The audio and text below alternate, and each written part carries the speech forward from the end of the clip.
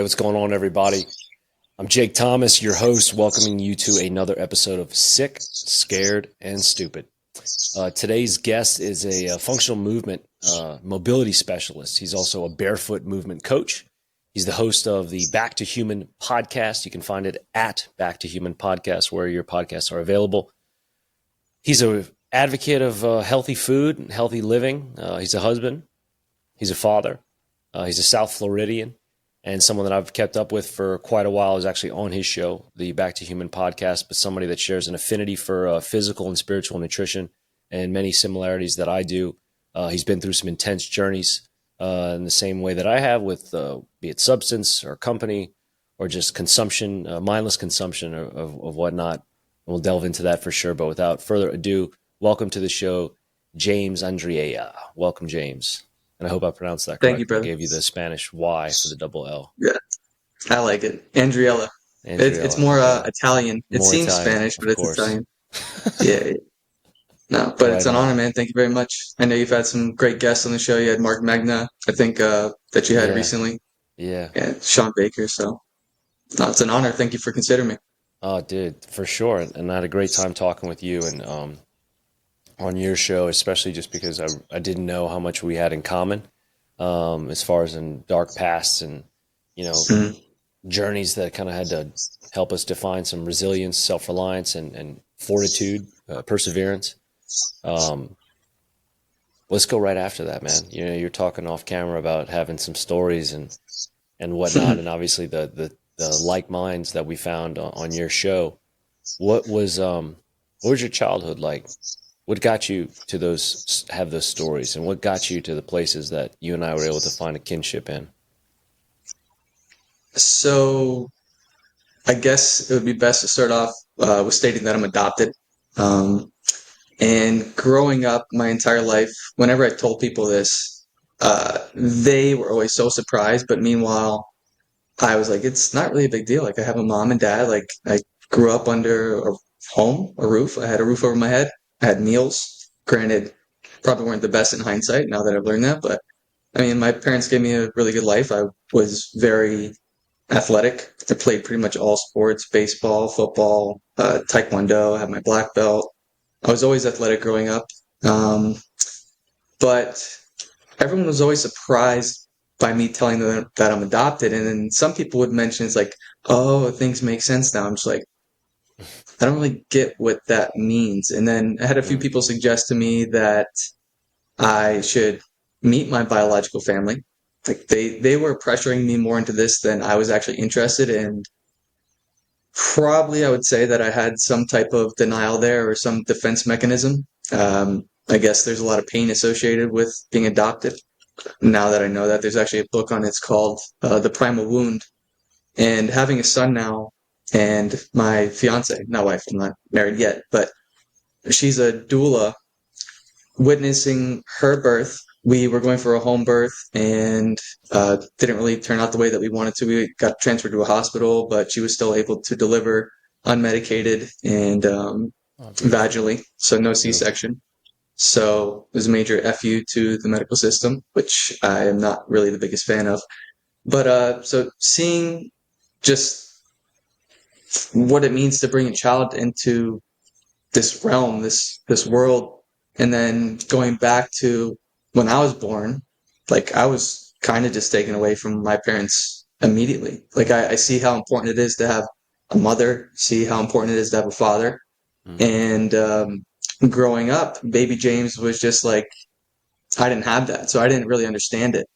And how that showed up in my life was later on in relationships, it showed up as anger, jealousy. I was very, very jealous, especially in like a relationship with a significant other.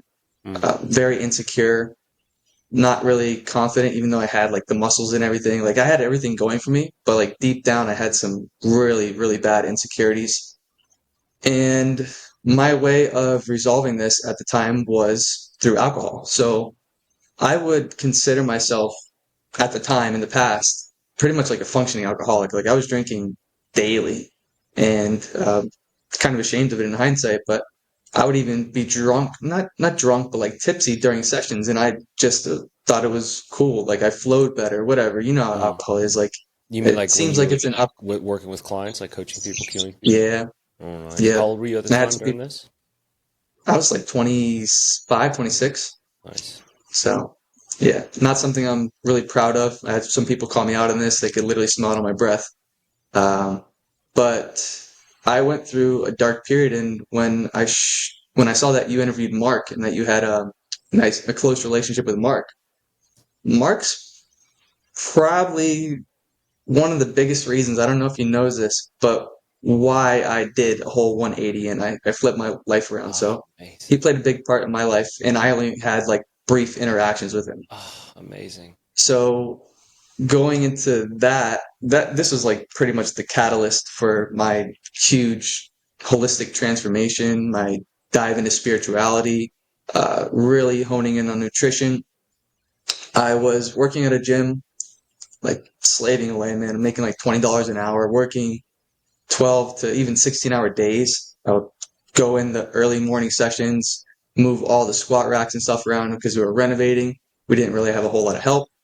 And I was just exhausted, man. And combine this with drinking alcohol. I was following an if fit your macro keto-ish type thing where I would eat the keto bars. I was still low carb, and then it just kind of got to me at this point, and I was in a relationship where I started to smoke weed. That led to actually diving out of the whole keto realm and just pretty much eating like everything, man. Like Ben and Jerry's ice cream daily, uh, Monster energy drinks, Mm-hmm. Sour Punch candies, a lot of refined sugars. And my mental health really took a dive here. Like I started having anxiety attacks. I had insomnia, so long work days, underpaid, felt underappreciated. Everything just started to go to crap. And it started to reflect in my relationships. I was very angry. And I was looking for work. I was looking for a new job. I was trying to leave. And the person that I reached out to was actually Mark Megna at Anatomy. So I had an interview with them. My previous job didn't really know that I was looking elsewhere. And the day before I was supposed to go in for the interview, I couldn't sleep that night. I ended up just driving into work. It was like 3, 4 a.m. I was just going to take like a short nap before the session started. And I fell asleep at the wheel. Oh, And I ended up crashing into the rail for the on-ramp where I was supposed to get off. And right before I was about to like hit it head on, I heard a voice and it said, "Wake up." Like loud, "Wake up." And I was able to slam on the brakes before what would have been me just like going off the hill because you know the South Florida ramps and such like that. yeah. So that was the same day that I had an interview. Not even like 6 hours after that, I had to get a rental and everything, and I drove down to Anatomy, and I showed up to Anatomy. Mark Megna greeted me, and he said, "I've seen that look before." And I was like, "What look?" I didn't even care about the interview or anything at the point. I was just like, "What does he mean by that?" Yeah. And literally just that sentence alone, I didn't end up getting the job because I was really in a bad mental state. I kind of just bombed the interview. I did a lot of complaining at the time. It was all about me, and not the team kind of culture that they were trying to build. Yeah. So didn't get that job. Everything kind of works out in hindsight. But what he said, I've seen that look before, really made me do some reflecting and uh, just diving deeper into what I am really doing with my life. Like where is my trajectory right now? Am I headed on the right path? And I really wasn't. So after that, everything fell apart. I didn't get the interview. I left my job. I decided to go out on my own. Uh, my girlfriend at the time left me.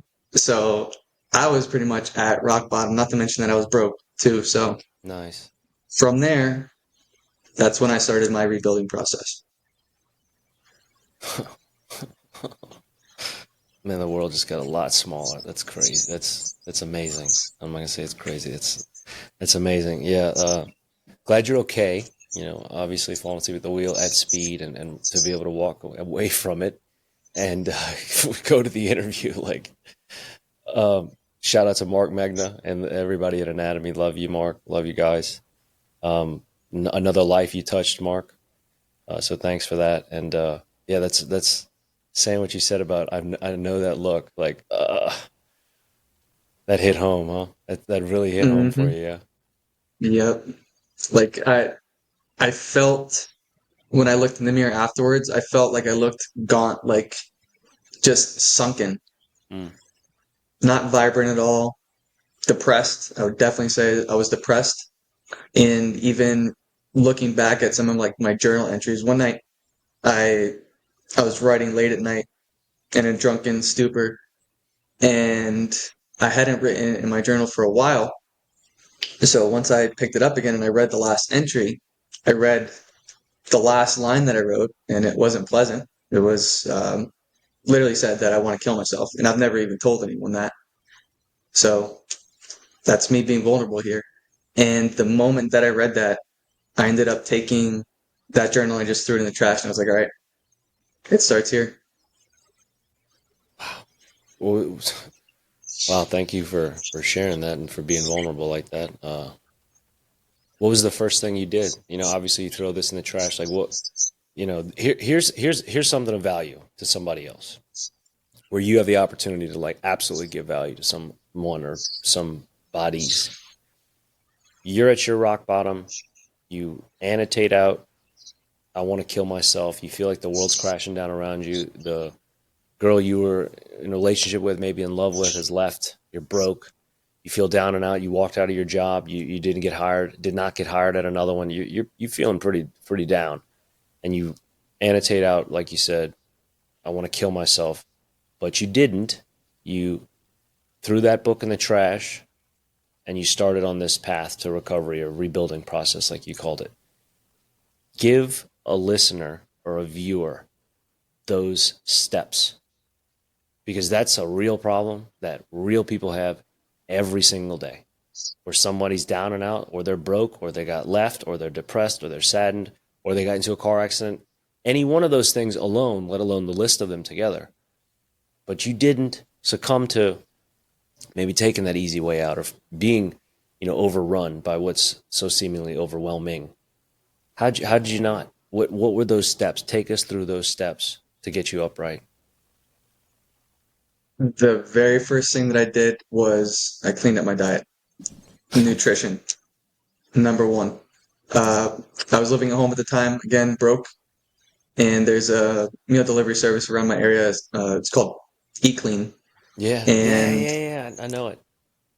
I was like, this is what I need to do. I need to be regimented. I need some discipline. I need to not mess around with any of the junk food, the Ben and Jerry's, the shakes, candy, whatever it is. Like that's all got to go. Um, and I was living at home at the time, and my mom saw these meals come in, and she was mad. She's like, "How are you paying for this?" I'm Mm, like, "I can't at the time." Honestly, I was like, "This is my way out." I texted her. I remember this text. I said, "This is what's going to help me heal. Like this is what I need." And my plan was to they had a referral service at the time, so it's like if you referred 8 people or something like that, then you get your meals for free. I don't know if they still have that, but my goal was to get 8 people on to join with me on these meals, and I got my meals for free. So that only took like amazing, literally a month. amazing. So yep. So I was getting meals for free at that point. I was shouting them out, social media. I dropped alcohol. That was a huge one. Like cold turkey. No more alcohol, period. No more beer. No more chilling with friends that drank. Um, and I was already working out at the time, so I had that going for me. Like even despite the junk diet um, and the alcohol, I was still fairly lean. I was strong, and I started watching. It was on Netflix at the time, The Secret. Mm, So I got into like subconscious programming, and I would watch this literally every single night before I went to sleep. I think that played a huge role and nutrition, dropped alcohol, was already working out. I was very mindful of who I was surrounding myself with at that point. I had to be. So you are your circle. The people that you see around you, they are your mirrors, whether you want to admit it or not. Whatever characteristics, not all of them, but some part of them is a part of you. Otherwise, they wouldn't be there. So there's a law of attraction. We're essentially like magnets. If you're looking for good relationships, if you're looking for wealth, like you need to put yourself in those circles. And just being super disciplined, man, like writing down my goals. So I had the goals for getting the 8 clients under eClean. I was out on my own again. So I had no one to report to anymore. I had to do it all on my own. Uh, Shameless advertising my workouts and such like that. Just doing good work because I got 20 clients within probably like 2 months or so like that. Granted, it was like dirt cheap, the rates that I was charging, just to, like build myself up and have some type of income. Sure. But goals, writing them down, literally having them in front of me every single day. And then each time that I would get a new client or I would get a client on eClean or whatever goals I had at the time, just mark it off. And it's like one step closer, one step closer. It doesn't need to be like this huge leap. And I was actually thinking about this before jumping on here. I was excited for this one. I was like, you don't need to make huge, drastic changes. It's like little things accumulating over time. That is what is going to get you to your destination, whatever your goals are. Just the consistency and the persistence. So being overwhelmed, broke, no girlfriend at the time. It's like I felt like a loser. It's like just going through that. And that's probably one of the best life lessons that I've ever learned. It's like the world could seem to be crashing down around you, but you're still gonna be okay. Yeah. And there's a quote. It's at the end of Dr. Joe Dispenza's book. It's like the old must fall away and apart before you can build something new. And I think that's how God works. I think that's how the universe works. If you ask for something, be ready to receive it. And it might not look the way that you want it to look. It might be like the relationship, the girl leaving you, whatever's toxic, whatever doesn't align with that, that all has to go. Yeah. That can't stay anymore. It sounds pretty simple as far as in, all right, so I changed my diet. I changed the people I'm hanging out with, stop drinking alcohol, and get disciplined. Get specific with goals, right? What were you reading at the time? Like, were you a big reader or an avid reader before, or did you start, reading this? Because it took books for me to kind of get to those places and understandings to kind of put that system together. It took a lot of reading and pulling a page from this one, a page from that one, before I kind of found my own kind of philosophy. Were you reading then, or did you start reading, or when did reading and literature come into your life? Hey, there it is. Okay, that's what I'm talking about. Yep. Probably one of my proudest assets, I guess. So yeah, I was reading at the time, and what's funny is I wasn't really the best reader prior to that, so I would have to reread the same page over and over and over Yeah, again. One of yeah. the first books that I read prior to actually leaving was Extreme Ownership. Oh, Jocko. It's literally taking accountability for literally everything. So it might not be your fault, Yeah, but it is your responsibility. yeah. You have some type of control over your life. I Yeah. love the So excerpt in that book where he's talking about good. Like we didn't get the new gear we wanted. Good. We'll make do with yeah. this old stuff. Oh, the weather isn't Mhm. working out for us. Good. We'll get more proficient in inclement weather. Oh, we didn't get to go on the cool mission we wanted to. Good. We're going to master these less attractive and more boring missions, and we'll be better for it. I was like, oh, this is Mhm. my jam here, man. Yeah. I love it. It's like uncomfortable if you're not used to that, but the more you practice it and the more you just are okay with not everything not going the way that you want it to according to plan, like you can just stay calm throughout it. You don't need to react and get aggressive. It's like we see people down here in South Florida, they honk their horns if you haven't left the green light within 0.2 seconds. Yeah. It's like, I laugh at that. I'm like, how are you so stressed out? Right? Like, where do you have to be? Because you're going to get there probably at the same time. And I remember when I had just started out, I had barely any equipment. I had some center mass bells from Onnit, some steel maces, some steel clubs, a few little mini bands, and I would take clients out to the park because I couldn't really pay rent at any of the gyms yet. Yeah. So I had to literally just pocket whatever I could. And I was going to roll one of my clients' cabs out one day, and I didn't have anything available to me. But meanwhile, there was literally an empty vodka bottle, like in the trash can. I was like, I'm going to use it. So it literally make do with what you have. You don't need a whole lot. Things don't need to be perfect. Would you say that's something that a lot of people are held back by? Oh, yeah. Like waiting for the perfect moment or just waiting for the perfect opportunity. It's like you have to make the opportunity. It's not just going to come to you. And then I believe in prayer. One of the other books that I read was Think and Grow Rich by Napoleon Hill. Oh, yeah. The other book, Law of Success, that's probably one of my favorites. There's so many gems in that book. Yep. A huge book. That's a like monster. 700 plus pages. I was about to say, it's a thick one. Uh-huh. Yeah. Yeah. But so many good gems in there. And like, I believe in prayer, but what those books taught me is like, it all starts with a thought. Everything around you started with a thought. The books that I see on my shelf right here, this laptop, this desk, the buildings surrounding you. It's like someone had an idea. And it's okay to like have these thoughts and ideas. It's okay to pray. But what really, in my opinion, makes it come to fruition and brings it to life is following through with action. Yeah. So thought, follow through with action. And then you can do whatever you want.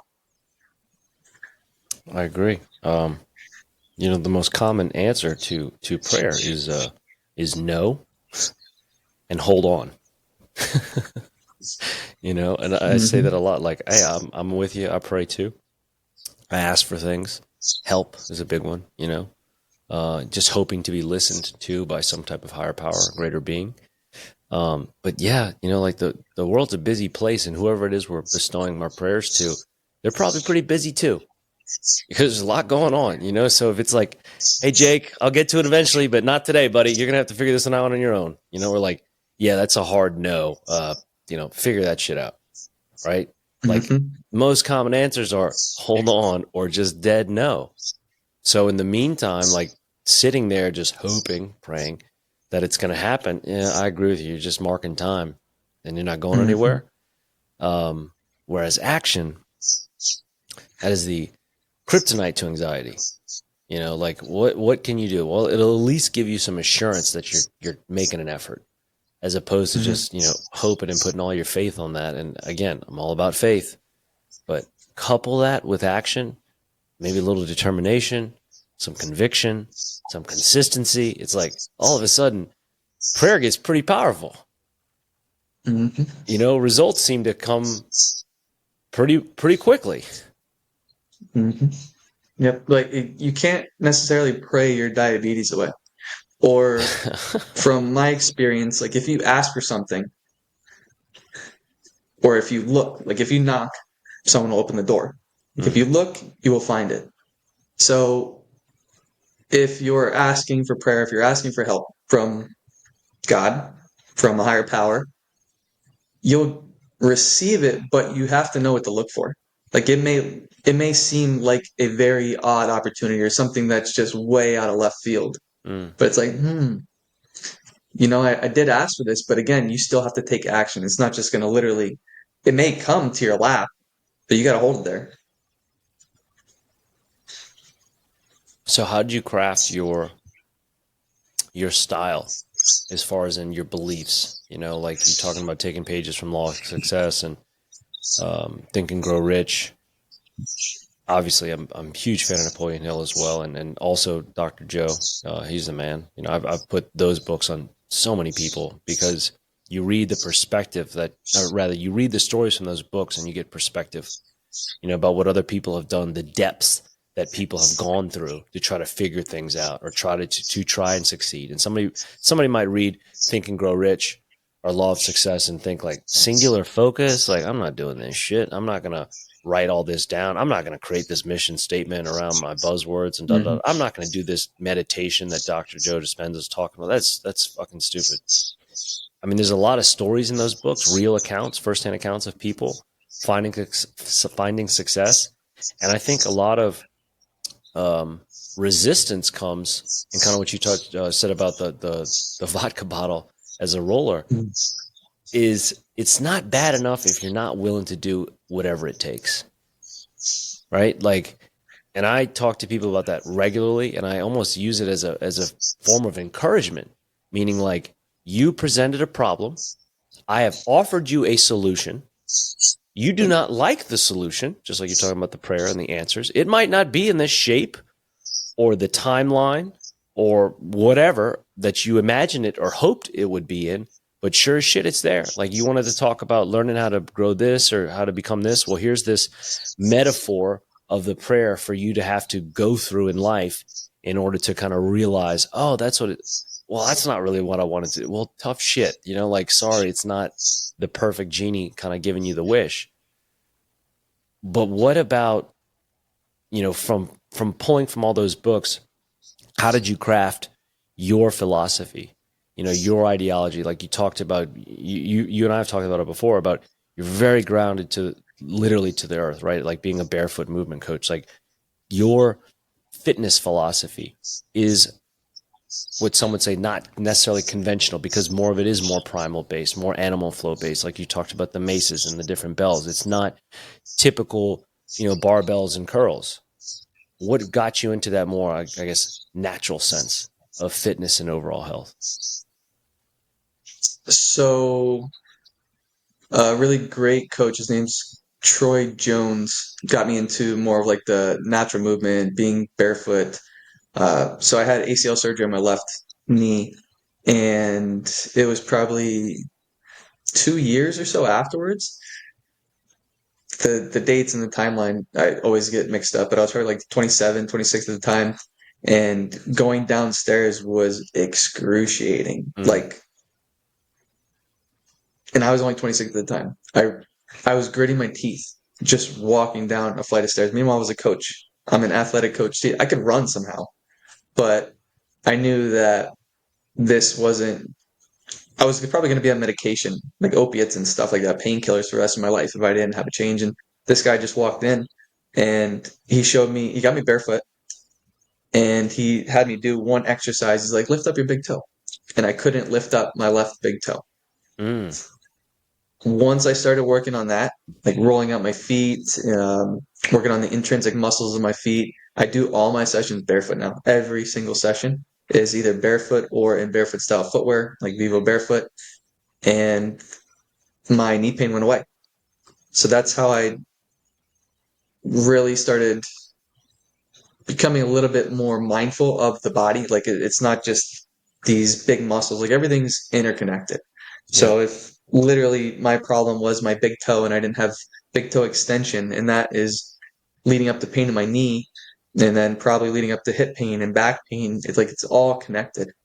I stopped looking at the body as these isolated muscle groups, more like literally what is going down at your feet, what's happening down there, could be affecting what's happening up at your shoulders. Yep. So Dr. Perry Nicholson, he says, where it is, it ain't. Sometimes. Like sometimes the problem is literally in your rotator cuff or something like that. But when you're spot treating constantly over and over and over again and things aren't getting better, it's like, okay, well, you got to look somewhere else. Yeah. Because there may be something in your fascia. You may have restrictions over here that are leading to lack of rotation or whatever it may be. So you kind of have to just look at the body as a whole thing. And if something doesn't work well, just make it work better. So what functional range conditioning does is it's mobility. I'm a functional range conditioning mobility specialist. And you look at what the joints can do. And it's a really, really simple philosophy there where you can't move where you can't move. So you work out, you do these overhead presses and stuff like that. If you can't reach overhead without like your elbow compensating or your lower back arching, it's like you don't really have a whole lot of business then adding load to that Agreed. movement. Agreed. You're just going to get injured. And the same thing applies to your hips. So just making Dr. Andrea Espina, he doesn't like being called that. He likes being called Dre. But what he says is just make shit work nice. Simple. So you work on the joints, you can isolate there, and then you can't move where you can't move. If you restore mobility into that area, you should theoretically move better. And that's what I've seen with my clients. Yeah, that's cool. So it's really As far your own needs that kind of got you into that, and then able to share it with other people and figure out solutions for them too. I mean, I think that's for all of us coaches. It's like you hit a wall and like you were given this gift, you were given whatever obstacles that you went through, that you persevered through to light the way for someone else that is probably following your footsteps, whether they know it or not. Like people think you're alone and you're the only one that's gone through the situation. It's like, yeah, right. There's been thousands of people that have gone or been in your shoes before. You're not the only one. Yeah. And if you don't follow that, I feel like it'll eat at your soul. It's like I'm giving you a gift to share with others. You're a leader. If you don't follow through with this and you kind of dilly dally and do something else, like, okay, but you're probably not going to be happy. You're not going to be fulfilled. And I'm sure you notice this with your coaching and you get all the text messages from your clients like, oh, I feel so much better. I can do this. I couldn't do this before. My Yeah. whole life changed. I was listening to your episode with the butcher McCord, Yeah. Sam Yeah. McCord, I think it's. Sam. Yeah. Exactly. Yeah. It's like that's the most fulfilling thing as a coach is to be able to give people a chance at a better life, like experience this world differently. So you asked how I kind of crafted my philosophy. It's like I believe that everything that we need is here. I believe Same. that we're here by design. I believe that heaven and hell are states of mind. And this is something that I noticed, especially with nutrition. Like once I started cleaning up my diet, when I was drinking and I was doing all the crap food and such, what I realized one day is like I could look at the trees and there was like this yearning. I don't know what it was at the time. Well, I do. But at the gym that I was at, I would literally, in between sessions, just look out the bay door, like out of the sun, out of the trees. And I'm like, I want to be out there. I don't want to be in here. Mm-hmm. And over time, what I would notice is looking at trees and the leaves, when I was in the depressed state, everything kind of blurred together. There was no vividness and nothing like popped. Mm. But then as I started to clean up my diet and such, like I could go walk out to a park and it's nothing special over here. We live like near some senior citizens, but like I look at the trees and they're so vibrant, like everything pops individually. I'm Yeah. like, this is it. Like we were given everything that we need. The body is capable of healing on its own, but you just needed to support it with the way that it was designed and not go counter to that. So I think everything that we need is here. So what, formulaically or nutritionally, what became your staple medicines? Fats, fats and proteins. Like I've always been really interested in the ketogenic approach. I read a book by Mauro Di Pasquale. He was like the nutritionist and doctor for the WWF back in the day, and Mm. also I think the Canadian Olympic team, NASCAR. I believe I could be getting that wrong, but it was called the Anabolic Diet, and he came out with this book or this diet as a way for bodybuilders to bulk up without putting on extreme amounts of weight. So with bodybuilding, you have like time for bulking and then time for cutting, where they're going through Yeah. these massive changes. I'm sure you know this because you've Yeah. done competitions. And what he found through this is like he could have bodybuilders compete more frequently without having to go through these drastic changes, and they looked better. They performed better. They gained more muscle. They didn't need to cut as much. Like it's much easier on the body. and it Yep. was all literally just high fats, moderate protein, and he did carb cycling. So it'd be like one day out of the week, you would load up on carbs, you drop the fat content, and then you would stop literally once you felt like your body was putting on fat. Like you could feel it once you become in tune with your body. And I remember you said it on the podcast that I did with you, where people ask you if you should trust your gut. And he Hmm. said, I trust my gut. I wouldn't fucking trust yours. Yeah. It's like once you actually are giving the body like optimal nutrition, everything feels differently. Like your intuition, you'll know what you need to fix. You'll know what you need to change. Yeah. But when you're numbing yourself out and you're just throwing this trash in your body, like everything's just chaos. Everything's confusion. Nothing makes sense. It's funny you talk about walking around outside and things looking differently. 100%. I've had the same realization several times over because the first time it happened, I was like, God, I feel like I've just got like this heightened sense of appreciation, or like I'm adoring things differently. Like the colors of the trees are more vibrant, or like I'm just in more wonder or amazement of nature and the world around me. Like I felt like I was like tripping a little bit. You know what I mean? Like I took like a more than micro but less than macro dose of like mushrooms, and I was like, what the fuck is going on? Like I okay, well this is cool, you know? And then staying in that space, and it is cool and it stays like that. And then I would reintroduce something and it would disrupt it. Reintroduce something Mhm. not conducive to maintaining or preserving, I should say, preserving that state, and it would poof go away. And I'd be like, wait, where did the pretty colors go? And my smiling and loving life kind of like nope, Mhm. went away. That poison took the giddiness and playfulness and just kind of like childhood love and wonder out of me, and put on this like, nah, we're depressed. That's not that cool. Don't worry about it. Nah, fuck that shit. Nah. Like it literally got like negative, you know. And like I say Mhm. that now with people, is like the things that the right fuel, the right nutrition, physically and spiritually into your body, what it gives you is, yeah, your body will regulate. You will maintain just this beautiful state of homeostasis, and you will heal. You will feel things that seem foreign because of how much of a deficit you've lived in and how behind the eight ball, pun intended, that you've been with, like, you know, contributing to this poisoning, self poisoning. That when you feel this stuff, it feels like, oh my God, I'm superhuman. It's like, no, no, no, no. This is the standard. Everything else has been just, we've been behind it. And especially when you're talking about fats, and like, yeah, deriving the energy from the purest and most long burning energy system that there is without like falsified, simple bursts through carbohydrates, especially simple and, highly processed and GMO'd and, I mean, chemically created and otherwise manufactured.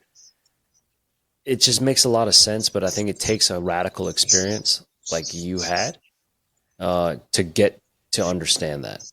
For the average person that's out there walking around, and maybe they don't have the luxury of an extreme circumstance, and I say luxury in a good way because it obviously gave you opportunity to find that, and enough to where you were able to create a business around. I mean, like, was that, like you talked about that being like your catalyst to unlocking yourself and starting over. It's still the same now. Like you still maintain that loyalty to your nutrition that much. Oh yeah, man. Like to an extent where I won't go to family dinners and such like that, or like Thanksgiving, Christmas, unless I am the one that's purchasing the food. Nice. Because what they've even experienced there is like, oh wow, I could have a whole huge ass meal on Thanksgiving, but I don't feel bloated. I don't feel like I need to go into a food coma. Mm-hmm. But for whatever reason, you may notice this too. It's like the people that are close to you generally don't want to really receive your It's the knowledge, hardest. your The information. hardest. Yeah. So things don't stick, even though like you can give someone that experience, like, here it is. You don't need to feel the way that you have been. And ye- yeah, man, I've just noticed it. And I'm sure you've experienced this with your fast, like how euphoric you can feel. Yeah. where it feels like you're on drugs. So I've done ecstasy, I've done Molly, smoked weed, and the feeling that I get when I'm deep into ketosis, deep in a fast, is pretty much exactly like that. Like I'm full of love. I Mm-hmm. could literally be in the truck on 6 to 8 hours of my 72-hour fast, or maybe even longer. And I'm just like, I'm giddy. Like I'm Yeah. smiling from ear to ear. I haven't eaten. And everyone thinks that it's like, oh, I need to eat a snack, breakfast, lunch, and dinner. Let me load up on my orange juice and yada. It's Yeah. like you are not feeling the way that you potentially can. And since you Yeah. brought up mushrooms, I just want to rewind a little bit.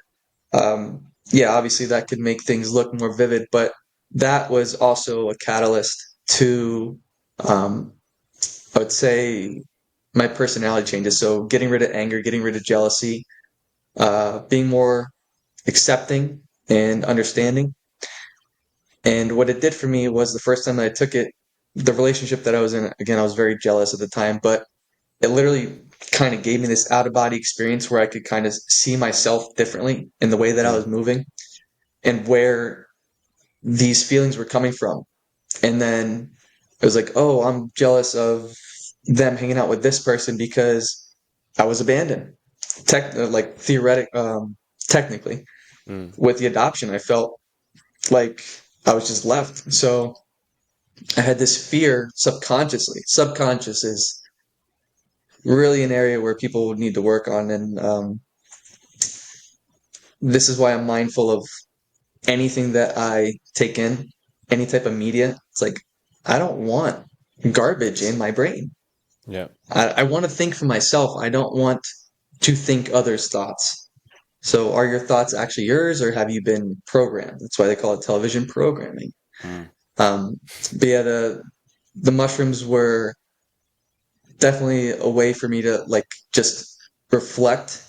And then what I would say with that, because I was thinking about it before the show, it's like it's a journey, and I don't know if you experience this yourself. So once you have that like crisis, or you hit a wall and you try to find yourself back on the right path that you really want to be on, it's not just like instantaneous. Like it can be quite ugly, because if you went off trail and you got to find your way back. There's no real shortcuts. You got to go all through that shit again. Yep. You got to deal with it. Doesn't just leave. You can't keep bearing it. And that's something that fasting does for me. It's a way to kind of tap into that um, without needing any type of drugs. I think, real quick for everyone, I actually came to know James because he's drinking it right now. Perfect, right on cue. For his holy water, as he calls it, sold at Southwest Ranches Farmers Market. Shout out to Southwest Ranches. Love you guys. Um, that's how I came to first know of James. Bought a bunch of jars of that, and was like, man, this is pretty cool. This guy makes this his own stuff. Like, clearly somebody's got to have a pretty serious connection with his body to be so behind what he's putting into it to, put mason jars out of what he calls his holy water. But yeah, man, I find a lot of that similarly in fasting, what you're talking about. And I call that, consciously seeking suffering for personal growth, right? Where it's like, okay, do you mean I don't need anything exogenous? I don't need to go anywhere. I don't need to sit with the Dalai Lama. I don't need to go to Peru. Like, all those things can be great. Yes, yes, yes. And we've partaken in many of those things. Yes, yes, yes. And they're awesome experientially. But the integration part, I think that's what you're kind of getting on. That's the real work. The experience itself is not like, hey, you drank ayahuasca, cool, like your life's changed. It can happen, don't get me wrong, but it's the integration or the reintegration of all of that. Like, how are you going to incorporate what you've learned or what you've found or what's been passed to you through this experience? You always, in any of those experiences, you get exactly what you need. You might not get what you want, but you're going to get exactly what you need. Might not be what you thought you came for, but you're going to get what you need. And so putting that into life, I think, is the challenge. And not think, that's definitely the challenge. Taking the things or inducing the experience, even getting into the fast. The fast is not the challenge. I think it is the reverence or the observance that takes place afterwards, the reflection, and then integrating that in life, right? Like, yeah, the fast is its own thing, but it's like enjoying it, being very, very, very present and aware for it. It's an opportunity. It's like a luxury because you're just in such an isolated headspace that, you know, it's an individual sport, right? Like, even if we do it collectively, it's still an individual sport because you're going through what you're going through in your time. But what you find there, and then having to apply that into life, and how to share that and assimilate, you know, in your own world, that to me is the challenge. So, kind of segueing onto the holy water, like, where did that come from? Was that a realization you had, um, you know, during a fast, or was it kind of like putting some ideas together? Because that's some good stuff. And like, tell us about what holy water is and, like, you know, where that kind of came from. That was actually my fiance Jade's idea. I can't take credit for that one. So Honest we man, were just love that. making, yeah, we were making them at home. I'm sure you've read it countless times. Like the majority of people are magnesium deficient. And I really became conscious and aware. It's like, okay, food matters, what type of media you're consuming matters, like everything matters. The type of light that you're underneath matters. Mm, Everything matters, including water. So I stopped drinking out of plastic water bottles. I did some like deep diving into like fluoride and such like that. So initially, again, when I was still at my parents and I was making this radical change, literally everything kind of just changed at once. It can't even really remember where like things started because I kind of went on like 8 different paths all at once. I started researching light. I was reading a butt ton, bro. Like you saw those books. yeah. Once I developed the skill to actually read fluently and fast, it just became addicting. And it's like I want more and more. So I read like Dave Mm, Asprey stuff. He talked about easy water. So the water that's in your cells isn't really H2O, it's H2O2. I believe that's what it is. So it's structured water. You can structure your water through light, like exposing it to sunlight. And it's just, you're essentially hydrating yourself better. Like you could drink Zephyr Hills water, Dasani water, and you'll probably just piss it out. You won't actually feel quenched. You won't feel mm, quenched drinking Gatorade and all that BS either. But I noticed that once I was more mindful of my water consumption, I got like a Berkey water filter. I've got the fluoride filters for that too. That's where I started. I was just downing water, and it's like I could get enough of it, but it's like I wanted more water. I heard this on a podcast once. Like there's people that don't like drinking water, like literally don't like drinking water. They'll drink Coke. yeah. And the lady that was on there suggested that maybe the reason why people don't like drinking water is because it's not hydrating them or it's literally poison. Yeah. Like what's in your water? So um, after the Berkey, I really wanted to buy an upgrade, and I went with this company called Pristine Hydro. So they have a 10-stage water filtration system, which has reverse osmosis. It takes out all of the acids, the contaminants. It remineralizes the water with magnesium. So there's some magnesium bicarbonate in there. And Nice. then it also restructures the water. It runs the water over these lodestones. So if you look out in nature, there really is no water that just runs in like these 90-degree angles that we have the pipes in. So the water that comes into your home, it's running at these 90-degree angles. It is the furthest thing from natural water that you could be drinking. So that's where I upgraded to. And then I came across magnesium bicarbonate, which is really like readily available, bioavailable source of magnesium. Some people that take different sources of magnesium, they may get like diarrhea. They may have runny stool and such like that. That's a sign that either whatever you're taking, whatever you're consuming, isn't really a bioavailable source, or you got too much of it. And when we started drinking the magnesium bicarbonate, especially Jade, while she was pregnant, she noticed that she pooped better. So she had much better bowel movements, much less anxiety, gave her more energy, Mm, which is crucial, especially for a pregnant woman. And she suggested, hey, let's sell these. So came up with kind of a system which at the moment is on pause, just kind of overwhelmed with stuff.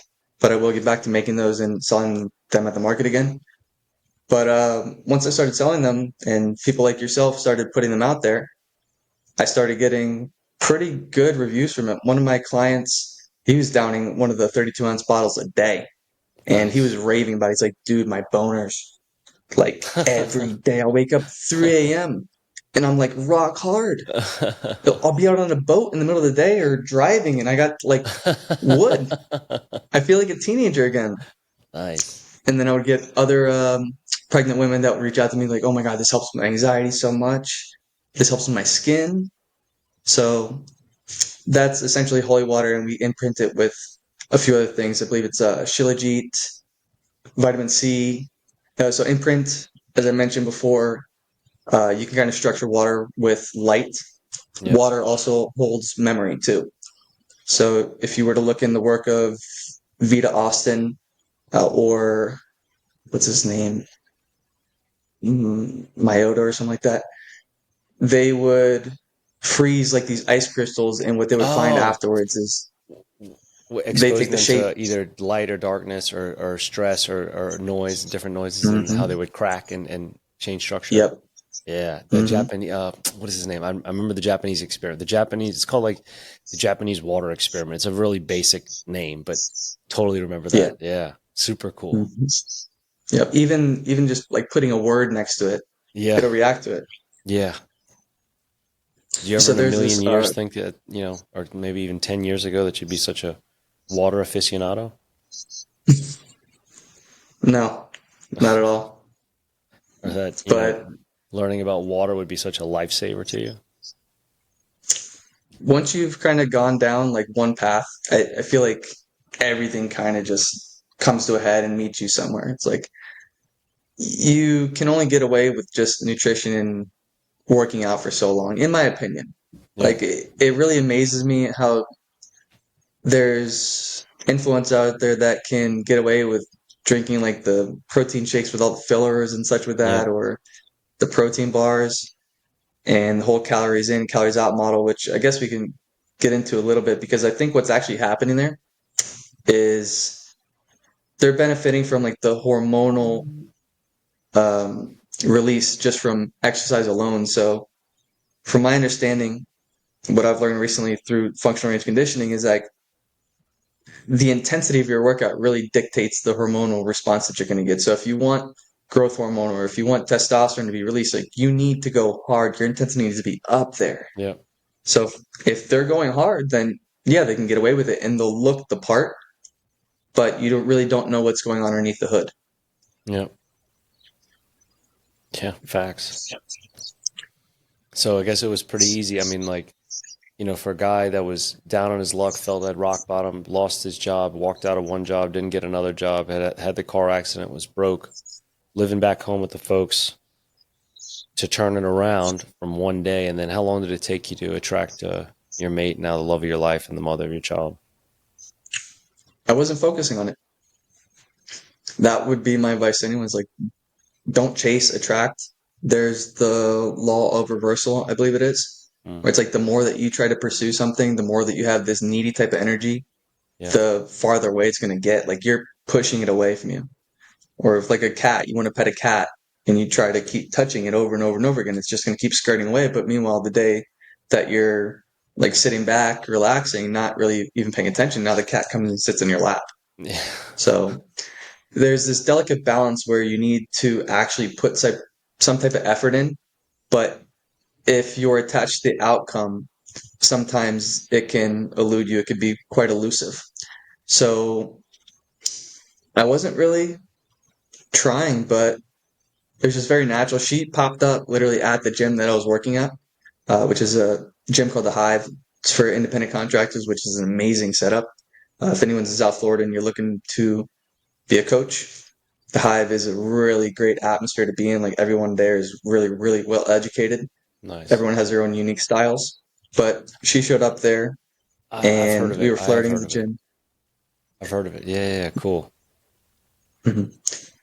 So we were just flirting, and I was definitely avoiding her at the time. I was out just focused, monk mode.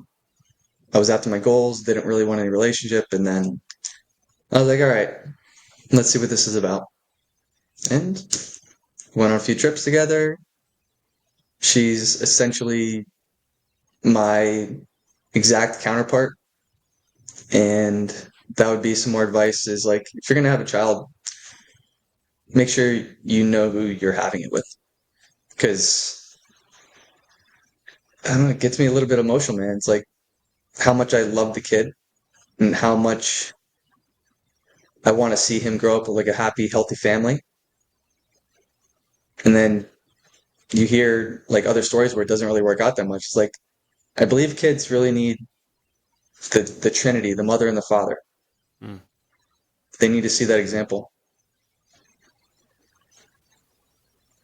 Man, who thought being told that I know that look could have such a, Mm. yeah, like you said, be the domino you needed, man, to get you here now as a happy and proud father and soon to be husband. It's just beautiful, man. What's upcoming for you? What's on the precipice? You know, I know you said about getting back in the holy water thing. What else is going on? What's coming up in the near future for you? I want to get back into the podcast. I haven't really recorded any episodes lately. I've kind of had like writer's block, Sure. podcast wise anyway.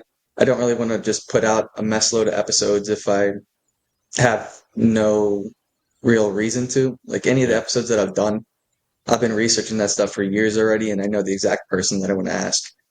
So I go for quality over quantity there. And then I'm also currently recording stuff for my online coaching program. Uh, Nice.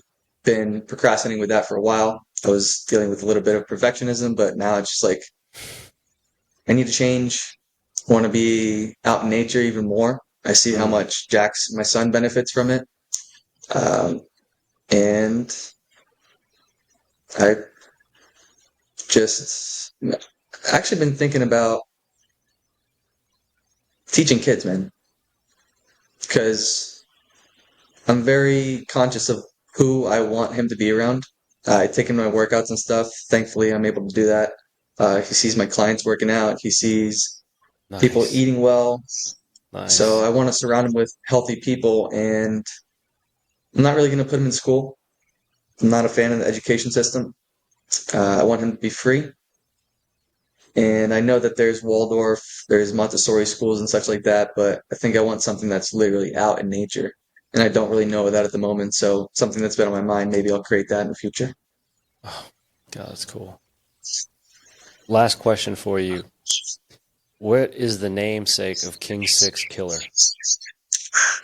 And for anybody that doesn't know, that's James's handle online. Yeah, it's cool, man. I didn't think anyone would ever asked me that question. Some people are like, what does that mean? So, as I mentioned in the beginning of the podcast, I'm adopted. And I did end up reaching out to my biological family. My sister coerced me into spitting into my adopted sister. She coerced me into spitting into a tube, sent it out to 23andMe. And some of my relatives, my biological family, they ended up reaching out to me. Again, I wasn't really pursuing this. It kind of just came. So I ended up meeting my biological family, my biological father, and my half sisters, half brothers, and such over there.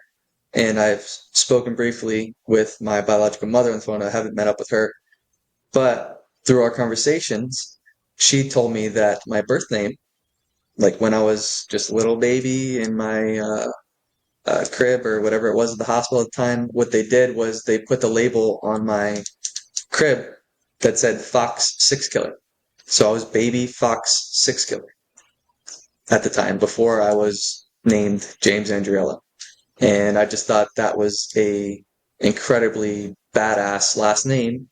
And I asked for her permission if it'd be okay to use that as my Instagram handle. So that would be King Six Killer. That is awesome story. There's more that goes into it too. My grandfather played, pretty sure he played for the Miami Dolphins. Played, I know, at University of Miami football. And if you go back in the Six Killer name, it literally means like a Native American. He ended up killing six people, and like self-defense. So that is King Six Killer. Well, that's an ending note for sure. I didn't That's expect that awesome, one. dude. That is so cool. Where do we find you online? Where do we sign up for coaching? Where can we tune into the podcast? So you can find me on Instagram at King Six Killer. That's pretty much the only platform that I'm really on. I've dabbled with TikTok and such, but it's just too much. Like I don't really spend too much time on social media anymore. Um, You could also visit my website, backtohuman.us. So not .com, backtohuman.us. It's got a list of all my podcasts and all the products that I have affiliations with, products that I use on a daily basis. I don't really endorse anything that I don't really believe in or that I don't use.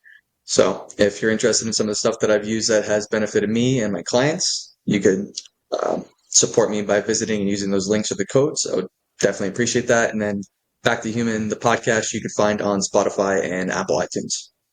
Simple, Back to Human. Cool. Well, man, James Andriella, the King Six Killer. It's great to have you on the show, man. We really appreciate your time and your vulnerability, sharing yourself, being comfortable in doing so, even if it was uncomfortable for you. We really appreciate it, and I hope anyone can take something of value away from what you've been able to share and the insights you've given us. I know I have for sure. A big shout out to Mark Magna again and the team at Anatomy, to the South Florida community, to Southwest Ranches Farmers Market for sure. I mean, the friends and kinships that we've shared throughout that world for sure, man. To everybody else out there and to anyone else, stay strong. Like James said, to be able to be recognized by a look of knowing what it means to feel the way he did. Remember that. Remember that. And for the namesake of the show, don't be sick, scared, and stupid. Be strong. Be brave. Be empowered. So for another episode of Sick, Scared, and Stupid, I'm your host, Jake Thomas. Appreciate you joining. I'll see you next time.